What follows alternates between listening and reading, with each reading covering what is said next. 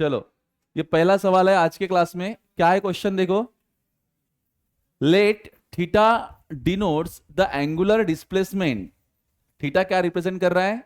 Angular displacement of a simple pendulum which is oscillating in a vertical plane if the mass of the bob is small m, then the tension in the string is mg cos theta।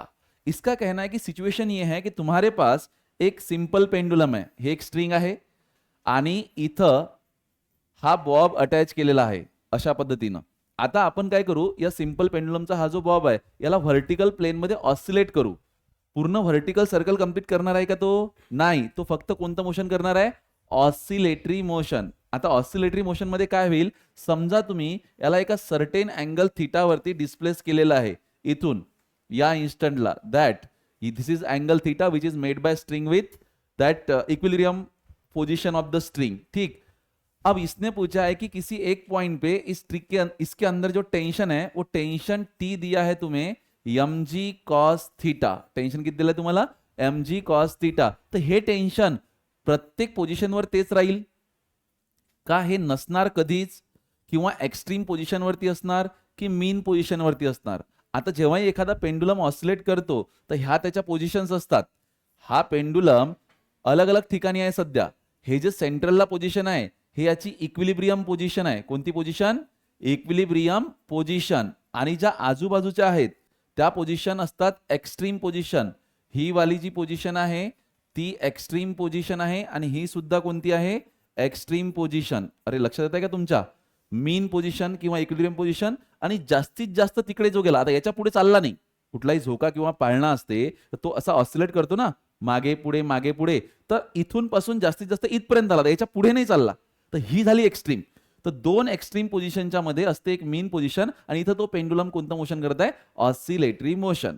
बरोबर आहे। आता string मध्ये tension असणार की नसणार? असणार, कारण इथं हा बॉब आहे, याचं काहीतरी मास आहे m, तर दोरीमध्ये 100% काही ना काही टेन्शन असणार।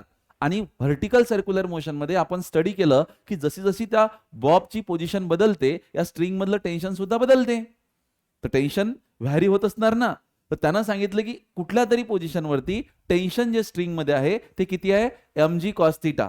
तर ते असेल की नसेल, किंवा असेल तर मग कुठं असेल, हे ऑप्शन मधून तुम्हाला सांगायचं आहे। तर याचं करेक्ट आन्सर आहे पोरो की tension T is equal to mg cos theta असते, आणि ते कुठं असते? At extreme position. कुठं असते? एक्स्ट्रीम पोझिशनला। का सांगतो? कारण जेव्हा एखादा, आता हे इन्फॉर्मेशन भेटली तुम्हाला इथून, कॉन्सेप्टच माहित पडलाय काय पा, जेव्हा हा बॉब ऑसिलेट करत असेल तर हा जास्तीत जास्त कुठपर्यंत चालला? इथपर्यंत। आणि जेव्हा तो तिथपर्यंत गेला तर तिथून पासून त्याला परत येणं आहे, म्हणजे एक्स्ट्रीम पोझिशनवर त्याची व्हेलॉसिटी काय होत असते? 0। जेव्हा तुम्ही एखाद्या पाळण्यात बसलेले आहे तर पाळणा जेव्हा एक्स्ट्रीमला पोहोचला तर तिथं फ्रॅक्शन ऑफ सेकंड साठी थांबणार ना तो, आणि मग तिथून रिटर्न निघणार।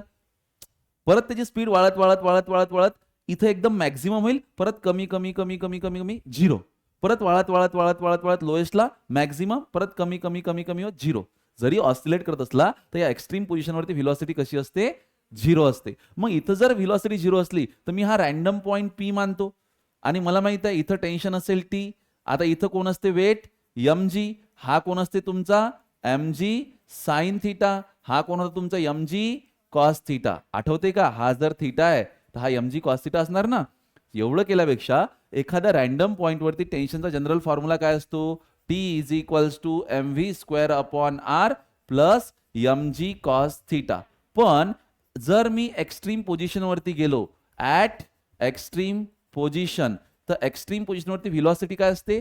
0। जर एक्स्ट्रीम वरती व्हेलॉसिटी 0 झाली तर हा v 0 झाला तर हे टोटल टर्म 0 होईल ना। त्याच्यामुळे टेन्शन काय येईल? टेन्शन येईल mg cos थीटा। तर टेन्शनची व्हॅल्यू सिंपल पेंडुलमच्या ऑसिलेशनच्या दौरान टेन्शनची व्हॅल्यू mg cos थीटा असते, पण कुठं? At extreme position. म्हणून करेक्ट आन्सर कोणता आहे? Option C. गेलं का वरून?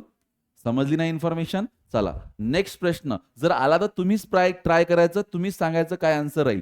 पुढचा प्रश्न असा आहे की पेंडुलम बॉब, परत सिंपल पेंडुलमचीच गोष्ट आहे, दोरीला एक दगड बांधला आणि तो ऑसिलेट करत आहे। A pendulum bob has a speed of 3 meter per second. तर पेंडुलमच्या बॉबची स्पीड किती आहे? 3 meter per second. While passing through the lowest position. पण 3 मीटर पर सेकंड कुठं आहे? जेव्हा तो लोएस्ट पोझिशन पास करून राहिला. म्हणजे कोणती पोझिशन? यल वरती आहे ती. किती आहे स्पीड? 3. आणि कुठं? लोएस्टला. कारण जेव्हा तो लोएस्ट वरून वर जाईल त्याची स्पीड तर कमी कमी होत जाईल ना. अरे ओके. त्यानंतर म्हणजे तुम्ही असं म्हणू शकता की व्हिलॉसिटी ॲट लोएस्ट तुम्हाला माहित आहे किती? 3 मीटर पर सेकंड. पुढे म्हणते the length of pendulum is 0.5 meter. आता पेंडुलमची लेंथ किंवा सर्कलची रेडियस तुम्हाला दिली आहे 0.5 meter. Then find its speed when its makes angle 60 degree with the vertical. तर तुम्ही तेव्हा स्पीड काढा जेव्हा पेंडुलमनं व्हर्टिकल सोबत 60 डिग्रीचा अँगल बनवला. आणि अगदी सोपं आहे. जेव्हा जेव्हा तुम्हाला एखाद्या पोझिशनची स्पीड माहीत असते आणि दुसऱ्या पोझिशनची स्पीड काढा लागते तर तुम्ही कोणता नियम वापरता? Law of conservation of energy. त्यानं तर येतेच, पण आपण काल एक शॉर्ट फॉर्म्युला पण काढला होता, आठवत असेल तर. आणि तो फॉर्म्युला होता असा की velocity at any point P can be calculate by the VL square minus 2GH. आठवते का? हे व्हिलॉसिटी लोएस्टची तुम्हाला जर माहित असली तर तुम्ही कुठल्याही पॉइंटवरची व्हिलॉसिटी काढू शकता. सांगितलं होतं मी, हा स्क्वेअर आहे. सांगितलं होतं मी तुम्हाला काल फॉर्म्युला, आठवते का? हां, तर यानंच ट्राय करूया आपण. किंवा लॉ ऑफ कॉन्झर्वेशनने तुम्ही काढू शकता. तर सिच्युएशन अशी आहे, हा आहे तुमचा पेंडुलम, हे त्याची इक्विलिब्रियम पोझिशन आहे. पण सध्या तो आहे या पोझिशनवरती. Let's say this point is P. इथं जे पोझिशन आहे ती आहे लोएस्ट पोझिशन. तो इथून इथपर्यंत गेलेला आहे. हा जो अँगल आहे, हा अँगल किती आहे तुमच्याकडे? 60 डिग्री. त्यानं सांगितलं असं. जेव्हा तो लोएस्ट पोझिशनला होता तर velocity of this Bob at lowest position तुम्हाला किती दिली आहे? 3 मीटर पर सेकंड. आणि ड्युरिंग दॅट मोशन जेव्हा तो पी वर होता तर इथची व्हिलॉसिटी तुम्हाला विचारलेली आहे. अगदी सोपं आहे. तर जेव्हा एका पॉईंटची माहित असते दुसऱ्या पॉईंटची काढा लागते, पण माहित असणारी पॉईंट तुमचा कोणता असायला पाहिजेत? लोएस्ट. तर तुम्ही काढू शकता we know that velocity at any point ते काढू शकता VP square is equals to VL square minus काय रे बाळा? 2GH. पण एच कोणती? त्या पी पॉईंटची एच, म्हणजे हे हा एच घ्या लागेल मला. येतं लक्षात तुमच्या? ओके. तर मग आता व्ही चा square is equals to VL square. VL square म्हणजे किती आहे तो? व्हीएल 3 चा स्क्वेअर 9 मायनस 2 जी ची व्हॅल्यू किती घेतो आपण? 10. उरला कोणाचा? एच. हा एच पाहिजे मला. हा एच म्हणजे किती आहे पहा तुम्ही. हा एच म्हणजे सरळ सरळ आहे एवढा पाहिजेत ना. तर टोटल स्ट्रिंगची लेंथ किती होती? यल. त्यातून मी केवढा काढून टाकतो? हा एवढा पार्ट काढून टाकतो. तर मला काय भेटेल? एच. नाही समजलं का? मला एच ला यलच्या फॉर्म मध्ये लिहायचं आहे. तर टोटल यल मधून हा पार्ट काढून टाकतो. हा पार्ट किती असेल पहा? हे टोटल स्ट्रिंगची लेंथ यल आहे. तर हा वाला तुकडा किती असेल? L cos theta. 60 थीटा इकडे आहे ना, म्हणजे तो काय असेल? L cos 60. तर मी काय करतो? एच ले लिहितो. काय लिहू मी एच ला? यल मधून मायनस करतो यल कॉस थीटा. गेलं का वरून? अरे समजू राहिले का? सेच समजा लागते. ठीक आहे. 9 मायनस हा किती होईल इथं? 20. इथं यल स्ट्रिंगची लेंथ 0.5. 0.5 म्हणजे एक काम करतो ना, मग यल बाहेर काढून टाकतो ना. यल काय केला? बाहेर काढून टाकला. आतमध्ये करायला 1 minus cos of theta. Okay चला. 9 मायनस 20. यल ची व्हॅल्यू 0.5 आहे. 0.5 इज 1/2. तर हा इथं आला 1/2. ब्रॅकेटमध्ये 1 मायनस कॉस 60 1/2. अरे बरोबर ना. हा इथं आला 1/2. आता एक मधून अर्धा गेला तर किती राहिला? अर्धा. बरोबर आहे. तर हा होईल 9 मायनस 20 इंटू 1/2 इंटू 1/2. हा बेदुनी किती होईल? 4. बरोबर ना. आणि 4 पंच 20. कळलं का? 9 मधून 5 गेले किती राहिले? 4. म्हणजे व्हीपी चा स्क्वेअर इज इक्वल्स टू 4. तर व्हीपी किती येणार आहे बाळा? 2 मीटर पर सेकंद. अपेक्षा आहे की समजलं असेल मला काय शिकवायचं आहे. तुम्हाला लोएस्ट पॉइंटची व्हिलॉसिटी प्रॉब्लेम मध्ये दिलेली होती. तुम्हाला एका रॅन्डम पॉइंटची व्हिलॉसिटी विचारली आहे. त्यासाठी तुम्ही लॉ ऑफ कॉन्झर्वेशन वापरलाय. हे जे मी घेतलं इक्वेशन, हे लॉ ऑफ कॉन्झर्वेशन सॉल्व्ह केल्यानंतर येते आपल्याजवळ. तर मी डायरेक्ट मधातली स्टेप घेतलेली आहे. जमेल? चला नेक्स्ट क्वेश्चन तुमच्या स्क्रीनवरती हा आहे. चला सांगा answer.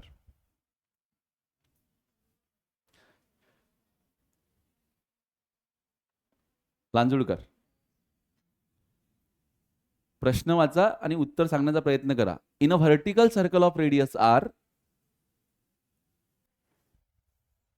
at what point in the path particle may have tension equal to 0. जब भी कोई पार्टिकल वर्टिकल सर्कल में घूम रहा है तर असा कोणता पॉइंट आहे लांजुळकर की ज्या पॉइंटवर टेन्शन 0 असू शकते. आणि ऑप्शन्स आहेत तुमच्या तिकडे, highest, lowest, at any point.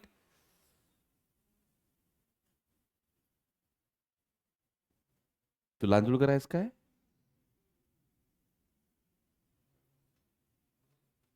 लोएस्टला, last धुमाळीच्या बाजूला, हायेस्ट पॉइंटला. अरे वा, किती वेळा बबलू बबलू सांगितलं मी ना की टेन्शन कुठं घ्यायचं आहे. जो अंडर रूट आपण RG काढला होता, हा काढण्यासाठी होता की मी अज्युम केलं होतं टेन्शन 0. सर्कल कंप्लीट होण्यासाठी हायेस्ट पॉइंटला टेन्शन तुम्ही 0 जरी घेतलं तरी मिनिमम ते सर्कल कंप्लीट होईल. सांगितलं होतं ना. तर हायेस्ट पॉइंटला टेन्शन काय राहिलं पाहिजे? 0. नेक्स्ट क्वेश्चन तुमच्या स्क्रीनवरती आहे हा, आणि हा सांगा Aditya. A stone attached to one end of a string is whirled in a vertical circle. The tension in the string is maximum when. जेव्हा व्हर्टिकल सर्कल मध्ये स्टोन बांधलेला आहे, व्हर्टिकल सर्कल मध्ये फिरून राहिला, तर टेन्शन जास्तीत जास्त कुठं असते? हे सर्कल आहे, या अलग अलग पोझिशन आहेत, लोएस्ट आहे, मिडल आहे, हायेस्ट आहे, मागे Dhage, third. The string in vertical with the stone at the, हा करेक्ट आहे. स्टोन कुठं असला पाहिजे? लोएस्टला. म्हणजे जेव्हा लोएस्टला असेल, आणि फॉर्म्युले तुम्हाला माहित आहेत ना, आठवत का? सांगा बरं. लोएस्टचं tension mv²/r plus mg. Very good Dhage. Next question हा आहे तुमच्या स्क्रीनवरती, याची आन्सर सांगा मला. समर्थ सांग.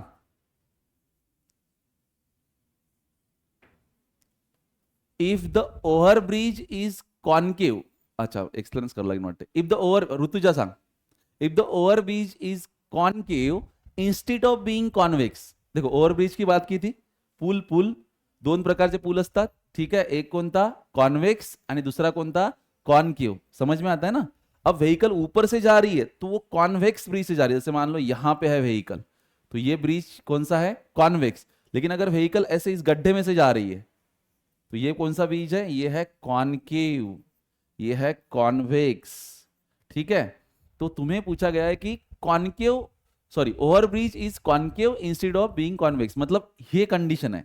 या कंडिशन में व्हीकल चालली, the thrust on the road at the lowest position will be. तो उस रोड पे लगने वाला थ्रस्ट कितना होगा? What is the force acting on the road? और ये है उसके ऑप्शंस. थ्रस्ट का मतलब होता है फोर्स. कितना होगा? तर आता मी तुम्हाला पहिले हे केस एक्सप्लेन करून सांगितली होती लास्ट टाइम, आठवत नसेल तर. या व्हेकलचं डाऊनवर्ड डायरेक्शन मध्ये वेट किती लागू राहिलं? mg. अपवर्ड डायरेक्शन मध्ये कोण लागू राहिलं? Normal reaction. तर या सिच्युएशनवरून इक्वेशन काय बनते? नेसेसरी सेंट्रिपिटल फोर्स कुठं लागत असते? बॉडी आणि सेंटरला जोडणाऱ्या लाईनच्या अलॉंग नेट फोर्स. मग नेट फोर्स किती आहे? नेट फोर्स आहे mg मधून कोण मायनस होत आहे? n. म्हणजे सरळ सरळ असं म्हणू शकतो mg minus n is equals to mv²/r. बरोबर आहे का? पा mg खाली, n वर, आणि mg minus n is equals to mv²/r. This is the equation. कोणासाठी? कॉन्वेक्स साठी. मग आता मला सांगा, या रोडवरती किती फोर्स लागत आहे, किती थ्रस्ट लागत आहे? तर किती लागत आहे? जेवढी नॉर्मल रिएक्शन असेल तेवढा. तर तुम्हाला काय काढणं आहे? इथून जर नॉर्मल रिएक्शन काढली तर n इज इक्वल्स टू काय होईल रे? mg minus mv²/r. पण हे कोणासाठी? कॉन्वेक्स. तुम्ही म्हणाल सर तुम्हाला कसं काय समजलं रोडवर किती फोर्स लागू राहिला? गाडीचं वेट तर mg आहे. अबे जेवढा व्हेकल रोडवरती इम्पॅक्ट करत आहे तेवढीच नॉर्मल रिएक्शन असेल ना तिच्यावर. कारण normal reaction is the force जो पुशिंग की वजह से आया. जब दो ऑब्जेक्ट एक में को पुश कर रहे हैं वो है ना n. तो अगर व्हीकल पे n लग रहा है तो उतना ही क्वांटिटी ऑफ फोर्स किस पर लग रहा होगा? रोड पे. तो हमें वही पूछा गया है कि रोड पे कितना थ्रस्ट लग रहा है. ये कॉन्वेक्स की केस हुई. हमें ये पूछा है प्रॉब्लेम में. आता इथं काय होईल? इथं इथं काय होईल? इथं डाऊनवर्ड डायरेक्शन मध्ये कोण आहे? mg. नॉर्मल रिएक्शन कुठे लागत आहे? वर. मग आता नेसेसरी सेंट्रिपिटल फोर्स काय असते की बॉडी आणि सेंटरला जोडणारी जी लाईन आहे त्या लाईनच्या अलॉंग लागणारा नेट फोर्स काय आहे मग यन मधून एम जी माइनस करू लागेल. यन बड़ा होगा इस बार तो आप लिखोगे N minus M G is equals to centripetal force net force, वो कितना होगा M V square upon R. लेकिन तुम्हें पूछा है कि रोड के ऊपर कितना लग रहा है थ्रस्ट यानी कि रोड पे कितना फोर्स लग रहा है, तो उतना ही जितना गाड़ी पे लग रहा है. गाड़ी पे कितना लग रहा है यन, तो रोड पे भी यन लग रहा है, तो कितना होगा M V square upon R plus M G. क्या ऑप्शन के साथ मैच हो रहा है किसी? M V square upon R plus M G, that is option A. हे समजलं का? जर कॉन्केव्ह आणि कॉन्व्हेक्स ब्रिजचा प्रॉब्लेम आला तर तो या जॉनरचाच येते. इथं तुम्हाला एफबीडी ड्रॉ करून हा क्वेश्चन तुम्ही खूप आरामात सॉल्व्ह करू शकता. कॉन्केव्ह ब्रिज किंवा कॉन्व्हेक्स ब्रिज राहील लक्षात. पहिला प्रॉब्लेम बी पेंडुलम, हे काही व्हर्टिकल सर्क्युलर मोशनची कंप्लीट केस नव्हती. तो पेंडुलम फक्त खालीच डिंगडॉंग करून राहिला होता, तरी आपण सगळ्या टर्म्स अँड कंडिशन कोणत्या लावल्या व्हर्टिकल सर्क्युलर मोशनच्या, आणि ते प्रॉब्लेम सॉल्व्ह केलं होतं जे T is equals to cos theta वालं. मगाशी पाहिलं ना आपण एम जी कॉस थिटा वालं. ठीक आहे, आता अजून एक नवीन प्रॉब्लेम येईल पुढे, तोपर्यंत पा. चला याचा आन्सर मला सांगा. चोपडे सांग क्वेश्चनचा answer. In a circus stuntman rides a motor bike in a circular track of radius r in a vertical plane. The minimum speed at highest point the track will be. Stuntman आहे आणि तो vertical circle मध्ये त्याची motorcycle जी आहे ते चालवत आहे, तर त्याची हायेस्ट पोझिशनला मिनिमम स्पीड किती असायला पाहिजे? हे चार ऑप्शन आहेत इथं. अंडर रूट आर जी माहिती आहे ना आपल्या सर्वांना, किती सोपं आहे. तर अंडर रूट आर जी म्हणजे कोणतं? Option D, option 4. एकदम सोपा प्रश्न आहे तो, स्ट्रेट फॉरवर्ड झालेला आहे आपलं हे सगळं, झामझुम नका करू. ठीक आहे, नेक्स्ट क्वेश्चन सांगा तुम्ही मला. Marode. A 1 kg stone at the end of 1 metre long string. स्ट्रिंगची लांबी 1 मीटर, तिला अटॅच केला स्टोन बी 1 kg, and it is whirled in a vertical circle at constant speed of 4 metre per second. ठीक आहे. The tension in the string is 6 newton when the stone is at. तुला काय विचारलं सरळ सरळ सांगतो. तुझ्याकडे मास आहे 1 kg, तुझ्याकडे स्ट्रिंगची लेंथ म्हणजे सर्कलची रेडियस आहे 1 मीटर, तुला पार्टिकलची स्पीड दिली आहे 4 मीटर पर सेकंड, आणि स्ट्रिंग मधलं टेन्शन सुद्धा दिलेलं आहे. किती दिलेलं आहे? 6 न्यूटन. आणि तुला विचारलंय की वा पोझिशन कुठे आहे? When the stone is at. Stone कुठे आहे ज्यावेळेस त्यात टेन्शन 6, व्हेलॉसिटी 4 आणि ह्या कंडिशन आहे. कारण टेन्शनही बदलत चालते, व्हेलॉसिटी बदलत चालते, अलग अलग पोझिशनवर अलग अलग टेन्शन, अलग अलग पोझिशनवर अलग अलग व्हेलॉसिटी. तर त्यांना व्हेलॉसिटी आणि टेन्शन सांगून दिलं म्हणजे पोझिशन सांग कुठे आहे, कुठं असेल, कोणता फॉर्म्युला वापरू शकतो आपण. ह्या फक्त गोष्टी आपल्याला माहित असलेल्या आपण अप्लाय करणं शिकवतो. आणि फिजिक्स तुम्हाला माहित आहे, तुम्ही एमसीयू घरी सॉल्व्ह करताल, जमतात का लवकर? नाही, कारण माहित असून सुद्धा अप्लाय करणं ही वेगळी गोष्ट आहे ना. आता आपल्याला हे कॉन्सेप्ट माहित आहेत, मी जेव्हा तुम्हाला सांगेल तुम्हाला समजेल ते, पण स्वतःहून येते का? नाही. तर ते यासाठीच जास्त प्रश्न सॉल्व्ह करावे लागतात. तर सिंपल आहे, टी माहित आहे, व्ही माहित आहे, आर माहित आहे, एम माहित आहे, तर मी असा फॉर्म्युला वापरील की त्याच्यावरून मला पोझिशन माहित पडेल. तर पोझिशन जेव्हा जेव्हा व्हर्टिकल सर्क्युलर मोशन मध्ये विचारल्या जाते तेव्हा मी म्हटलं तुम्हाला की थिटा 0 आहे. सांगा position lowest. Theta 180, theta 90, theta 45,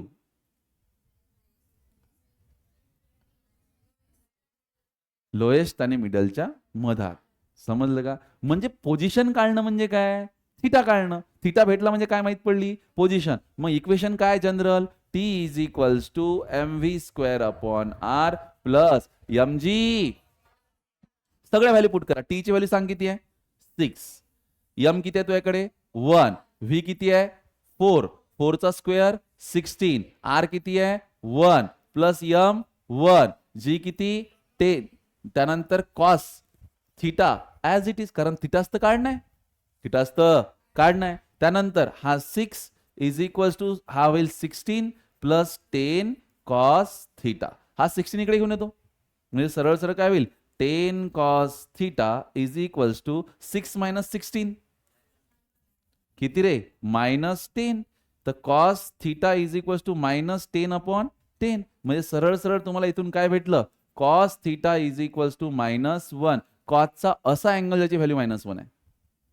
180. म्हणजे थिटाची व्हॅल्यू किती भेटली? 180 डिग्री. तर सांगा त्यावेळेस ज्यावेळेस टेन्शन 6 व्हेलॉसिटी 4 होती त्यावेळेस तो पार्टिकल किंवा तो स्टोन कुठं होता? Top of the circle. This is the answer. कळतंय डोक्यात? म्हणजे आता तुम्हाला याच्यानंतर पोझिशन जेव्हाही विचारील तुम्ही काय काढसाल? थिटा. आणि जनरल फॉर्म्युला वापरायचा. जेव्हा तुम्हाला समजलंच नाही की पोझिशन देला एखादी, पोझिशन क्लॅरिफायच नाही होऊन राहिली, तर तुम्ही जनरल फॉर्म्युला वापरा. ठीक. चला पुढचा प्रश्न.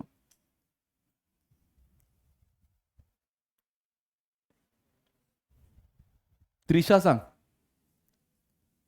अ heavy mass is attached to the thin wire and it is whirled in a vertical circle, the wire is most likely to break.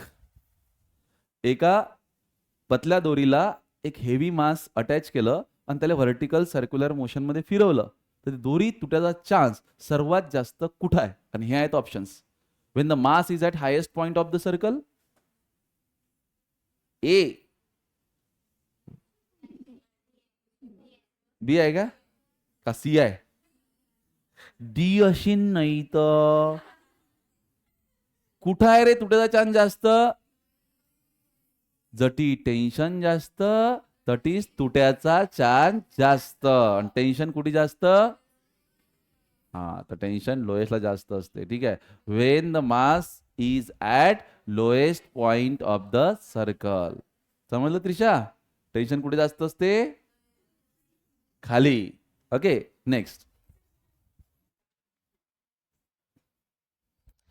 The tension in the string revolving in a vertical circle with mass m at the end which is at the lowest position is दडी. आता मी next पासून काय करत जाईल? क्वेश्चनच्या समोर नाव बी लिहून आणत जाईल. जसं इथं दडी. म्हणजे हे करायचं का? म्हणजे डायरेक्ट आपलं नाव आलं की सांगायचं आन्सर काय. प्रश्न असा आहे दडी. टेन्शन तुला विचारलं. The tension in the string revolving in a vertical circle with mass m at the and which is at the lowest position is. Lowest पोझिशनला स्ट्रिंग मध्ये असलेलं टेन्शन सांगायचं आहे दडी. ऑप्शन 3. लोएस्ट पोझिशनला टेन्शन किती असते रे? mv²/r plus m. किती सोपा होता. पण प्रश्न पाहिल्यावर तेवढा सोपा नाही वाटत. तो ज्यूज भेटे. अरे मग हळूहळू तो माहित पडते की सोपा होता रे. पेपरात असंच होते रे. ठीक आहे. Next. Ingale.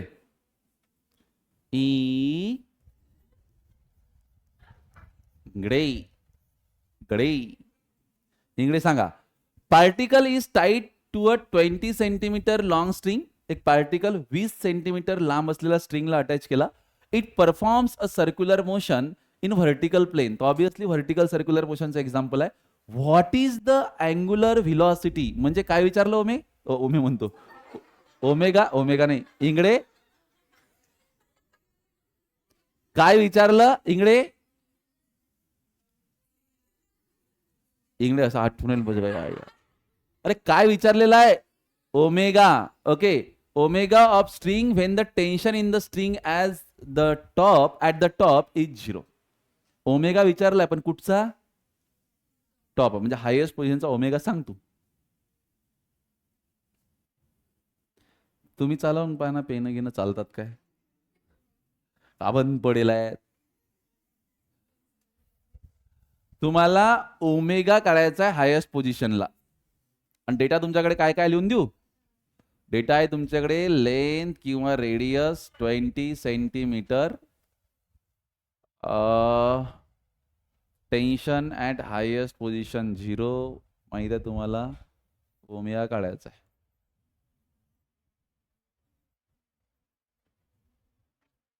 Tail me the answer. Highest पॉइंटवर ओमेगा काढायचा आहे.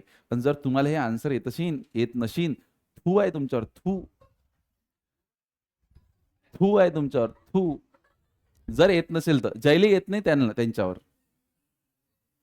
इंगळे मला आन्सर तुला नाही म्हटलं. इन जनरल म्हटलं मी तुला नाही म्हटलं बरं. इन जनरल म्हटलं. पण तुला जर मनाला लावून घ्यायचं तर लावून घे तू. जर आन्सर नसेल येत तर हायेस्ट पॉइंटवर ओमेगा पाहिजे, हायेस्ट पॉइंटवर ओमेगा पाहिजे.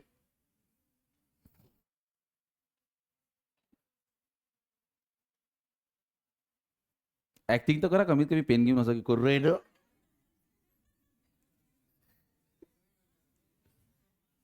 हा मास.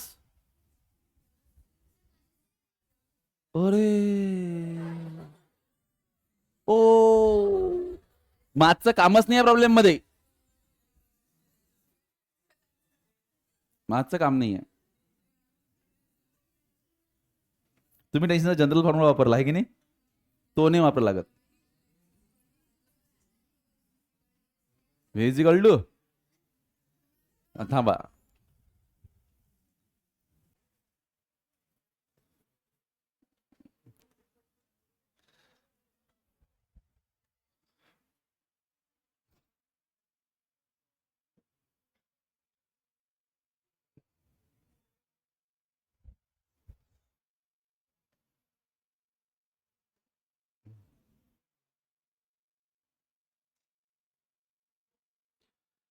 ज्याचा ज्याचा हॅपी बर्थडे आहे त्यांनी तरी आन्सर सांगा.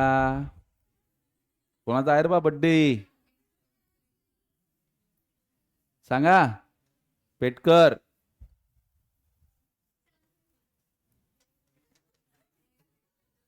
हा?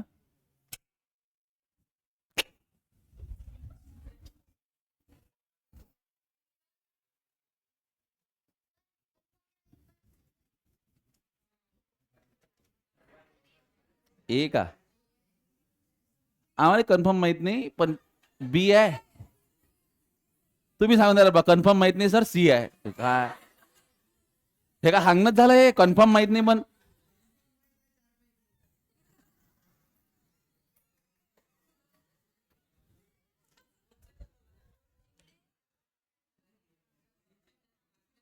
क्वेश्चनच करत आहे लांजूळकर म्हणते क्वेश्चन. हो, लांजूळकरचं एकच काम आहे की प्रश्न सगळे चुकीचे आहे. ओके, तर आता मी एक्सप्लेन करतो कसं आहे. तर व्हर्टिकल सर्क्युलर मोशनची केस आहे, बरोबर.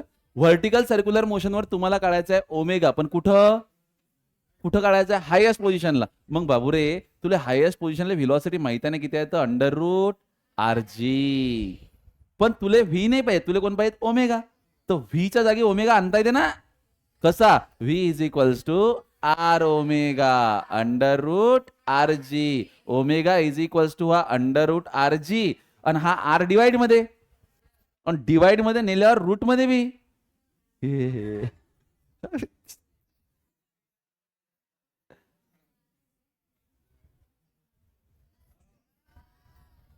हे काय शिकवायच्या गोष्टी आहेत काय.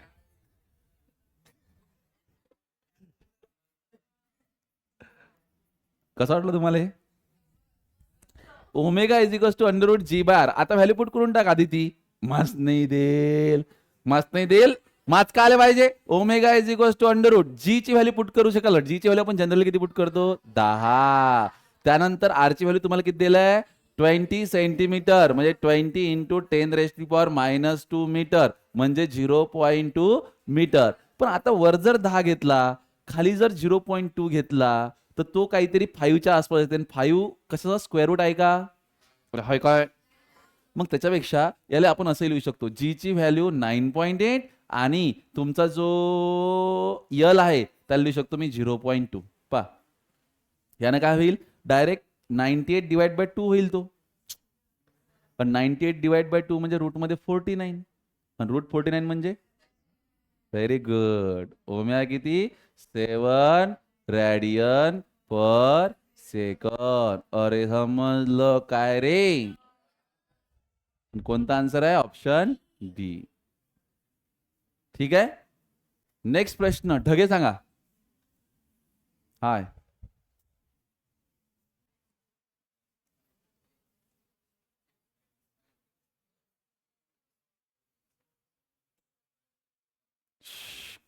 तुम्ही मनातल्या मनात सॉल्व करा. झालं. Dhage D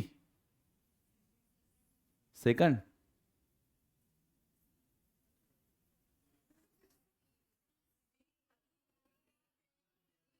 झाडोकार C. ठीक आहे.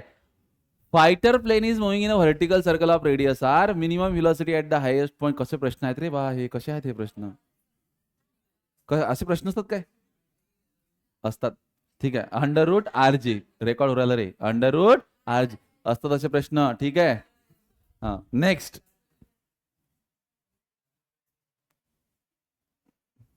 खुश सांग, खुशे खुशे सांग. Particle of mass m is performing vertical circular motion. If the average speed of the particle is increased, maximum breaking possibility of the string is at. हे आहेत ऑप्शन्स.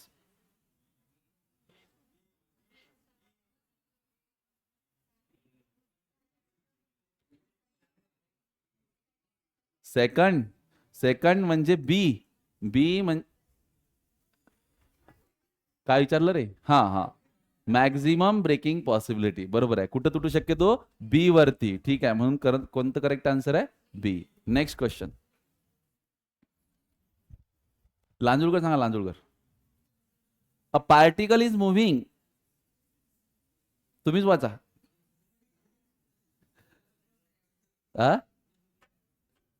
अजून प्रश्नच नाही झाला ना. त्याच्या पहिलेच म्हणते मी चुकलो. हा हा, ओके. पार्टिकल हायपोथेटिकली काय म्हणा, मला खुशी झाली जराशी. Okay. A particle is moving in a vertical circle. The tension in the string when passing through the two positions at 30 degree and 60 degree from the vertical from the lowest position are T1 and T2 respectively. Then Krishnali answer जाऊ दे, फक्त प्रश्नच सांग काय.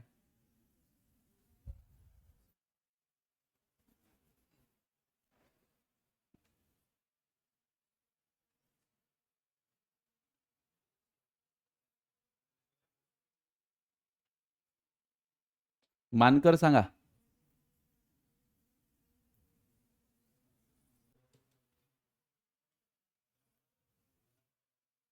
Particle is moving in a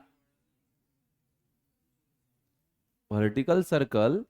The tension in the string when passing through the two position at 30 degree and 60 degree from the vertical from lowest position are T1 and T2 respectively. Then म्हणजे सरळ सरळ vertical सोबत एकदा 30 degree angle होता तेव्हा tension होतं T1, आणि जेव्हा 60 झाला तेव्हा टेन्शन किती होतं? T2. बस ते T1 आणि T2 कम्पेअर करायचं आहे. सांगा ढगे. ढगे एक सांगू राहील ती किंवा हे सांगते. हा, बी. बी म्हणजे T1 is greater than T2. B T1 is greater than T2.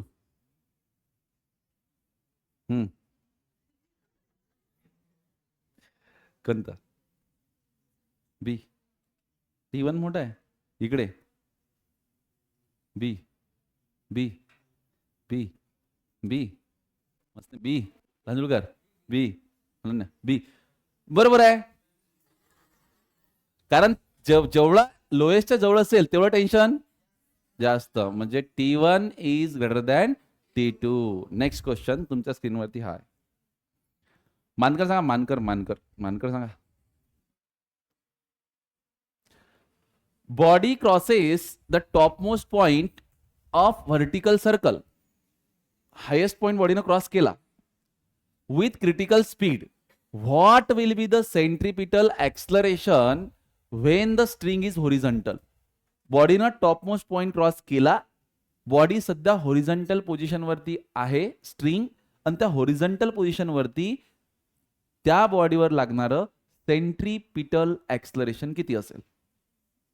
Centripetal acceleration at horizontal position. किती सोपा आहे पा, शब्दातच उत्तर आहे. किती? 3G करेक्ट आहे. ओके. अबे काय म्हटलं मानकर? मानकर काय म्हटलं? पार्टिकल टॉप पोझिशनवर आला आणि कुठं पोहोचला? होरिझॉन्टलला. होरिझॉन्टल म्हणजे कोणती? मिडल पोझिशन असते ना, है ना. मग इथं जर आहे तर इथचं तुला विचारलं सेंट्रीपिटल ऍक्सलरेशन किती आहे. सेंट्रीपिटल आता जेव्हा जेव्हा आपण सेंट्रिपिटल ऍक्सलरेशनची गोष्ट करतो तर फॉर्म्युला काय असते व्ही स्क्वेअर अपॉन आर. मग मला सांग इथून निघाल्यानंतर इथं पोहोचला तर त्याची व्हिलॉसिटी किती असते? What is the value of velocity? बरोबर आहे ना, मिनिमम कंडिशनचं क्रिटिकल. हा याने शब्द काय वापरलाय? क्रिटिकल. क्रिटिकल म्हणजे इथची त्याची स्पीड किती होती? एकदम ती वाली जे circle under root R G. जेव्हा इथची अंडर रूट आर जी असते तेव्हा इथची स्पीड किती असते? Under root of 3 RG. मग तुम्ही इथं पुट करा अंडर रूट ऑफ 3 RG चा स्क्वेअर म्हणजे किती? 3 RG. हा 3 RG अपॉन आर तर काय राहिला रे बाळा? 3G. म्हणून करेक्ट आन्सर काय? 3G. तर हाही एक कन्क्लुडेड पॉइंट आहे की एखाद्या क्वेश्चन मध्ये व्हर्टिकल सर्क्युलर मोशनच्या तुम्हाला एखाद्या पोझिशनवरचं सेंट्रीपिटल ऍक्सलरेशन विचारू शकतात. जो बी मला बॅगीत काही टाकताना दिसीन आता मी त्याला गच्ची दाबून बॅगीत भरीन, अंदर चेन लावून घेईन, ते तुम्ही मायावर सोडा. हा ठीक आहे, कोणीच काही टाकणार नाही बॅग मध्ये. इकडे सांगा. हा क्वेश्चन आहे आता. नेक्स्ट पीसे पीसे पीसे सांगा प्रश्नाचं उत्तर. क्वेश्चन एक्सप्लेन करतो, एलॅबरेट करतो, अगोदर समजून घ्या. प्रश्न आहे की अ फ्रिक्शनलेस ट्रॅक ABCDE ठीक आहे ends in a circular loop of radius R. ठीक आहे. A body slides down the track from point A which is at height h and that h is 5 centimeter. Maximum value of R for the body successfully complete the loop is. काय असते माहिती आहे का? आता नीट ऐका, हा एक special केस आहे. म्हणजे असे प्रॉब्लेम विचारल्या जातात. हे अलग एक कॉन्सेप्ट समजलं तरी चालते. तुम्ही काय की या पार्टिकलनं जो या व्हर्टिकल सर्कलमध्ये फिरणार, समजा इथं जो सर्कलमध्ये फिरणार, याला इथं मिनिमम व्हिलॉसिटी मला किती द्यावं लागणार आहे?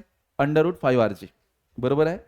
आणि तेवढी व्हिलॉसिटी जर त्याच्याकडे असेल तरच हा सर्क्युलर लूप तो पार्टिकल कंप्लीट करील. आणि अशा प्रकारच्या प्रश्नांमध्ये तो तेच म्हणते की या पार्टिकलनं कमीत कमी हा लूप कंप्लीट केला पाहिजे. बरं, आता इथं जे व्हिलॉसिटी आहे ते व्हिलॉसिटी त्या पार्टिकल जवळ किती असेल हे डिपेंड करते की मी त्याला कुठून सोडलं. आता काय समजा एखादी बॉडी आहे, हा रेक्टँग्युलर ब्लॉक आहे, वीट आहे, इथं फ्रिक्शन तर नाहीच आहे. फ्रिक्शन नाही म्हणजे मी सोडलं ते घसरगुंडीवर घसरत येईल आणि इथे लोक तिची स्पीड वाढील ना. मग आता मी जर हा इन्क्लाइंड सरफेस लय वर घेतला, ऋतुजा लय वर तिकडे तिथपर्यंत, आणि तिथून सोडली ते बॉडी, तर जेवढा वर घेतला तेवढी जास्त स्पीड असेल ना इथं. क्योंकि जितने हाइट से आएगा वो उतनी ज्यादा स्पीड यहाँ पे होगी. तर लय वरून जर आला तर 100% सर्कल कंप्लीट होणारच आहे. पण एक्झॅक्टली किती हाईटून आला की मिनिमम ते सर्कल कंप्लीट होते त्याची कंडिशन आपल्याला कॅल्क्युलेट करायची आहे. जेव्हा हा इथं होता तर याच्याकडे मोशन नव्हतं, फक्त या हाईटमुळे कोणती एनर्जी होती? Potential energy. आणि जेव्हा हा इथं पोहोचेल तर हाईट तर 0 होऊन जाईल, फक्त इथं कोणती असेल? Kinetic energy.